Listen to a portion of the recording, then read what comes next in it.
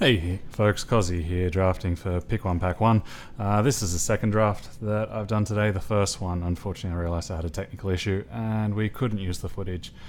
So that's why, if you've noticed that my ranking or the shift stone or things like that have changed, that explains why. I wasn't trying to hide anything from you. We ended up having a pretty sweet Elysian deck with a fair amount of interesting combos, clock roaches and bounce effects and ability to put echo cards on the top of my deck. But yeah, real shame. I was looking forward to showing it, but didn't come. Computer didn't want to work. So be it. This is a phenomenally powerful deck. Deranged Dynamancer, Warband Chieftain, Yeti Troublemaker, Amber Monument, Thornbeast, Adventurer, Wrangler, Zenon Guardian, all solid cards and all ones that I'd feel relatively comfortable picking from the early to medium parts of the draft. I think the strongest here is probably the Dynamancer.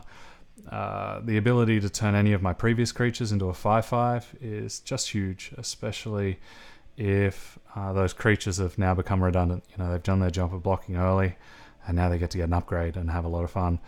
Shout out to one of my subscribers on YouTube, Pepin, for pointing out that I was incorrect. I used to think this was random, but it's actually targeted. So it makes it even better than what I first thought. So thank you for pointing that out to me, mate. I appreciate it. Here we have a Morningstar, which is a phenomenal piece of equipment. It is huge. It gives your creatures evasion. You can't really ask for too much more. Outside of that, the Warhelm's okay. Obsidian Golem has value. Neat War Grunt. Longsword's adequate, but by far the most powerful card here is the Morningstar, so we'll take it and see what happens to be open for us. Not a huge amount of power here. We have a Shiny Bold Adventurer, which is sweet. We have a Lathrari Ranger if we want to be getting aggressive. Likewise, if we want to be getting aggressive, the Brazen Daredevil does a good job of that. She just keeps getting stronger and stronger and stronger. Grunt leads us into the Warcry direction, and Safe Return is a fun combat trick. As far as what I'd like to do, Adventurer could work well with a Dynamancer starting off some kind of Elysian plan. It could also work well with the Morningstar, although that's not as common. The Lathrari Ranger and the Morningstar work phenomenally together, as do the Brazen Daredevil, and the Brazen Daredevil is already on colour with the Morningstar. Grunt and Morningstar leads to some kind of Warcry deck. So I think the highest power pick is probably the Ranger, although the Daredevil is also pushing on it. If we can get it down early, it gets to a 2-3, and then the Morningstar goes on top. But I have had other videos where she's been stone cold trash, and I've regretted picking her. But this is early. This only pick 3 of pack 1. I could build a deck around this and see if it's open, and try and raise the ceiling as far as possible. And if the deck does get built around this correctly, I think the ceiling could be astronomically high. Cloud of Ash, conditional. Flash Freeze, slightly better conditional.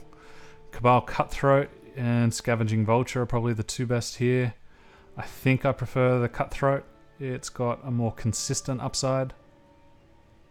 Yeah, very weak pack, that one. Very weak indeed. Runic Revolver is a great bit of equipment if we're looking at going into Stonescar yet again, or Granite Acolyte is one of those cards that, as I said, starts to build around the Brazen Daredevil, and I don't think this is by far the most powerful card. This is probably the one that would fit a plan. They're useful, but it's early in the game. Do I want to be picking power? If I do, then we already have a couple of good cards, and it looks like the Dynamancer's getting benched, which breaks my heart just a little bit. But I don't want to be sacrificing power for sentimentality. I do that enough quite often. Interesting choice here between the unblock ability and heading back towards Primal, but I have the suspicion that these are the colours that are open for me. Multicolored Warcry creature still available, but I think out of these we'll just take the combat trick and be grateful. Okay, so Primal is a little bit open. That's a good card to be going this late. But then again, so too is the Runic Revolver. So I don't feel as though I'm missing out too much. And here I think I'm more likely to value the Combust than the Rally. Yeah, that's probably fair. And we'll take this to splash possibly. There's no way I'm ever playing the Spore Folk, so I'll take the fixing and be glad for it. And if we find a bunch of tokens, then the rally could have something to do to help out. Okay, so Permafrost is by far the best card in this deck, and it is entirely splashable. I don't feel as though I'm missing out on anything for taking it. So yeah, let's take the Permafrost, not with the intention of going back into blue, but with the intention of splashing. Outland Sniper is a great card for me. This does strengthen up the splash, but Sniper's just too good for what I want to be doing. And now... So the Brigand is a 3-cost 2/2 that has charge, and if it gets in, does a lot of damage, and it's worth noting that Morningstar does allow it to do damage to players. Warband Chieftain is an amazing 5-drop, but we already have a couple of 5-drops. I don't think the Rampage is getting played.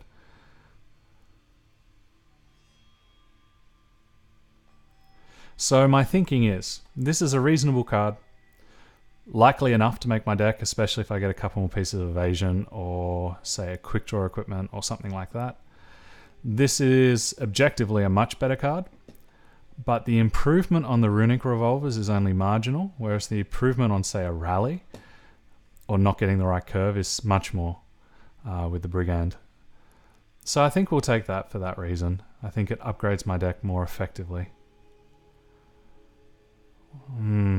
This has me nervous. Yeah, quite nervous. So that's a really good primal card to be going this. Primal? Yeah.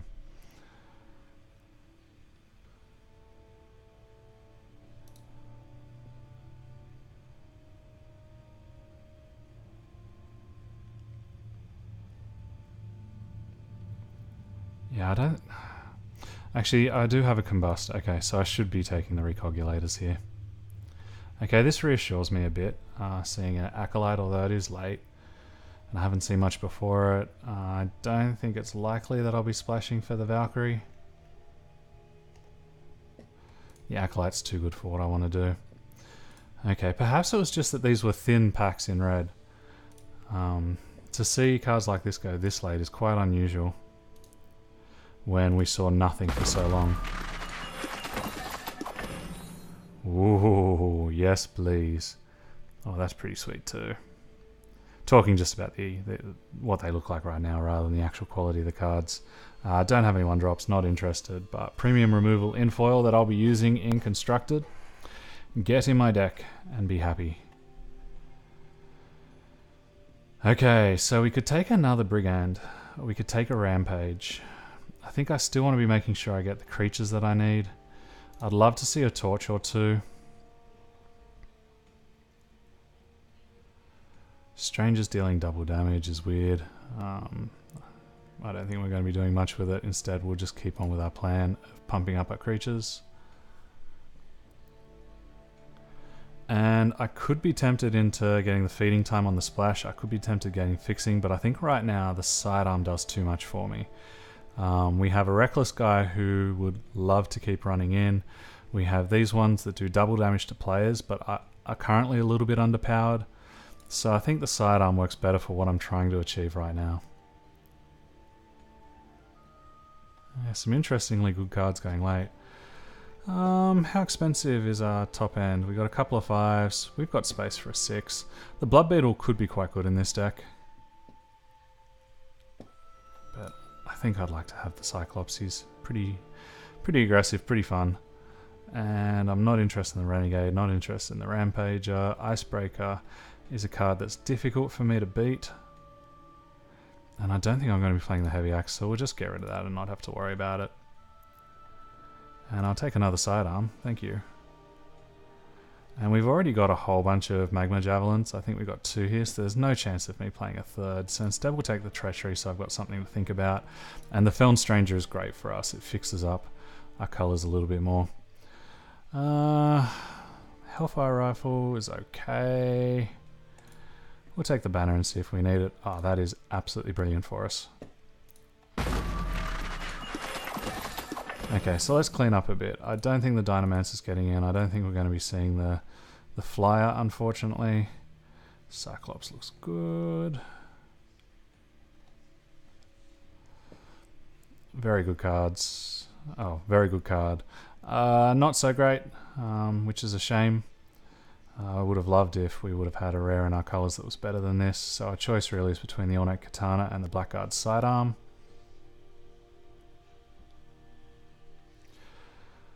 So we currently got 2 sidearms, 1 katana, so let's balance it out. The card draw is helpful as well, so we don't get too stuck as long as we've got a creature to play it on. Jeez, there's really nothing for us in this pack. Nothing at all, other than perhaps the fixing.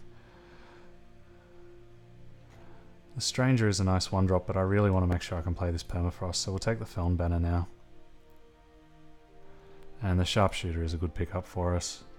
Oh boy, okay, that's a very good late pickup, especially with all the equipment that we have. None of this is exciting. Am I possibly interested in a Field Captain? Almost not at all. Let's just get rid of one of the cards that's going to annoy me. And Dark Return or Obsidian Golem. I think the Dark Return is good because we do have some pretty interesting high-end cards. Yeah, it's so weird. I thought that we were being cut. I really did think we were being cut in this direction. It must have just been that the packs were really, really thin. So now we need to decide, do I want the Ronin or do I want the Sharpshooter? The Ronin lets me get off to much more aggressive attacks. It gives me the opportunity to use my equipment more efficiently. How many 2-drops do I currently have? I have 1, 2, 3, 4. So I'm short on my curve. Okay, that makes my mind up to get the Ronin. I'll grab the Magus. We'll grab the other Magus. We'll make sure that someone can't grab the Karmic Guardian because she is scary. And whatever. Okay, alright. This doesn't look terrible. Little worried about how few 2-drops came through to me in the end. So we're probably looking at about 17. We're not splashing green, so we'll get rid of that.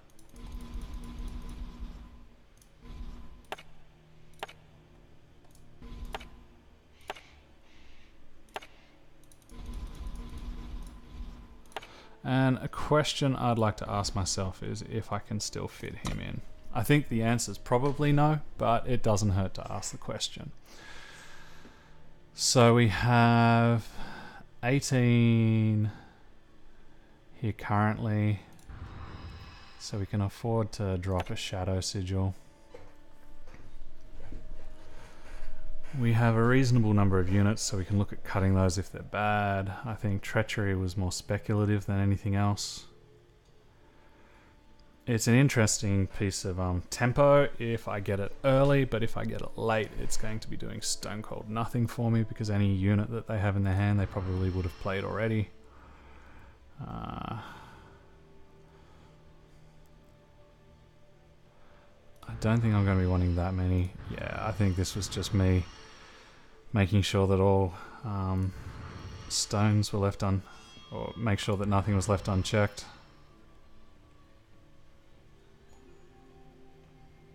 I don't mind this deck. It feels as though it should be okay.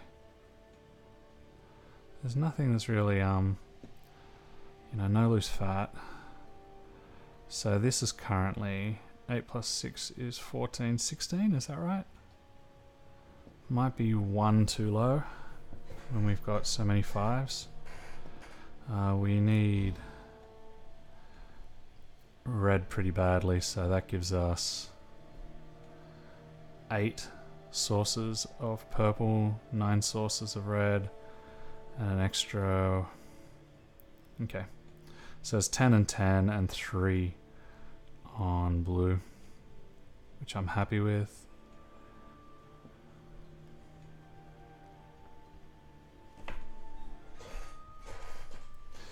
Magus is interesting because it works well with Combust, as does Recogulator. Out of these, I'd rather have the Magus.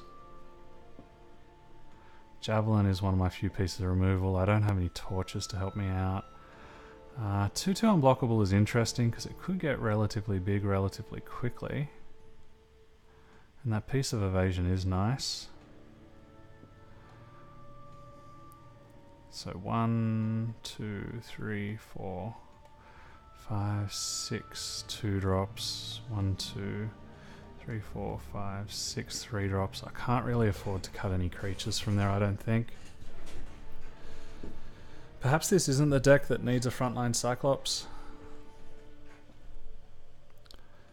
Although it's nice to know that if we get towards the end, I've got something I can bring back, although 4 cards over 5 is just about manageable. Brawler is a nice bit of evasion. In fact, I actually think I'd rather have that there.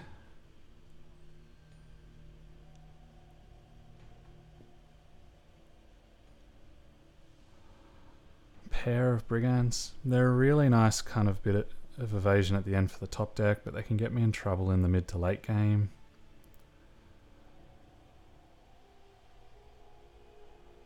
Perhaps the combust rather, just isn't right. I don't really have any tokens. Although it's nice just to have a piece of hard removal other than the permafrost.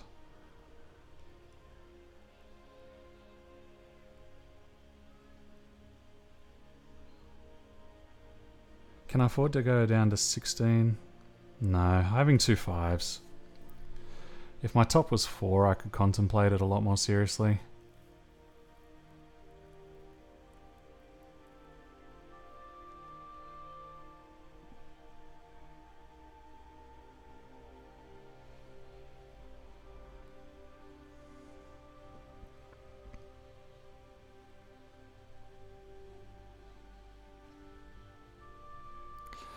I think the most middle range creature is probably something like the Nightblade, maybe the Katana.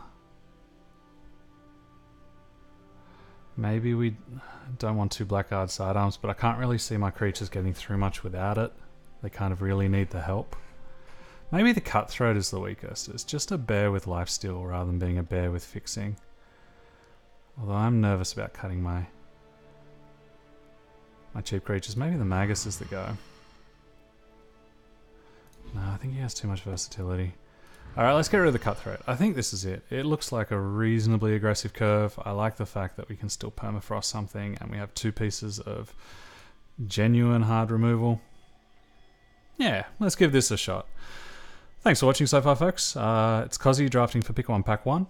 We'll see how we go in the next couple of matches. Looking forward to seeing how this turns out.